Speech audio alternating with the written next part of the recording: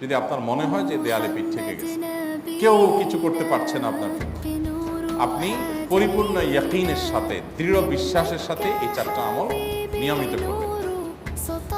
এবং আমি বহু মানুষকে পার্সোনালি এটার পরামর্শ দিয়েছি, ওনারা আমল করেছেন, আমল করে উপকৃত হয়েছেন। এরকম বহু মানুষ আছে, বৃদ্ধ মানুষ, বাবা ক্যান্সারে আক্রান্ত হয়েছেন অনেক দেরিতে, আল্লাহ তাআলা অলৌকিকভাবে সাহায্য করেছেন। হ্যাঁ, কখনো যদি আল্লাহ তাআলা এই আমলগুলো করার পরও আমার বিপদ দূর না করেন, তাহলে হয় আমার আমলের মধ্যে কোনো ত্রুটি ছিল, অথবা আমার এই বিপদ দূর না হওয়ার মধ্যে আমার জন্য কোনো কল্যাণ নিহিত ছিল।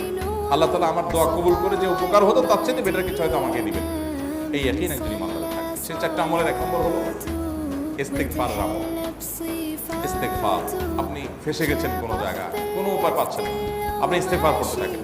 আস্তাগফিরুল্লাহ ওয়া আতুবু ইলাইহি, আস্তাগফিরুল্লাহ ওয়া আতুবু ইলাইহি, আস্তাগফিরুল্লাহ ওয়া আতুবু ইলাইহি।